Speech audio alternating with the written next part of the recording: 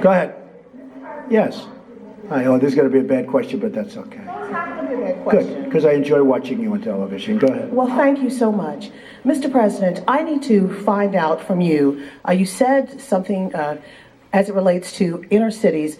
That was one of your platforms during your campaign. Now Fix the inner cities. Yeah. Fixing the inner cities. What will be that fix and your urban agenda, as well as your HBCU executive order that's coming out this afternoon? Now, see, it wasn't bad, was it? That was very professional and very good. Yeah, we'll be announcing the order in a little while, and I'd rather let the order speak for itself, but it'll be something I think that will be very good for everybody concerned. But we'll talk to you about that after we do the announcement. As far as the inner cities, as you know, I was very strong on the inner cities during the campaign. I think it's probably what got me a much higher percentage of the African-American vote than a lot of people thought I was going to get. We did, much higher than people thought I was going to get, and I was honored by that, including the Hispanic vote, which was also much higher. And by the way, if I might add, including the women's vote, which was much higher than people thought I was going to get. So we are going to be working very hard on the inner cities, having to do with education, having to do with crime.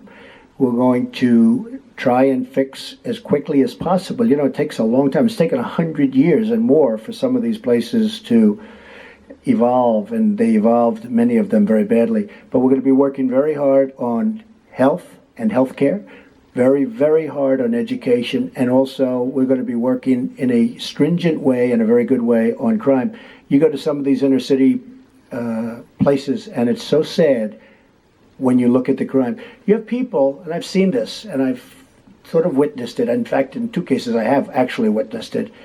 They lock themselves into apartments, petrified to even leave in the middle of the day. They're living in hell. We can't let that happen.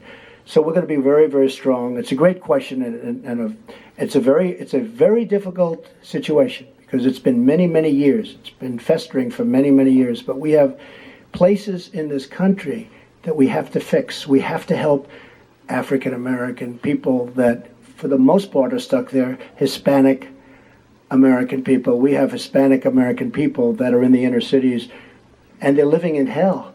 I mean, you look at the numbers in Chicago. There are 2 Chicagos, as you know. There's one Chicago that's incredible, luxurious, and all, and safe.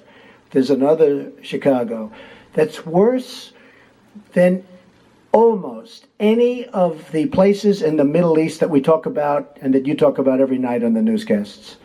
So we're going to do a lot of work on the inner cities. I have great people lined up to help with the inner cities. Well, when you say the inner cities, are you going to include the CBC, Mr. President, in your conversations with your urban agenda, your inner city agenda, as well as? Am I going to include? Are you going to include the Congressional Black Caucus and the Congressional? Well, I would.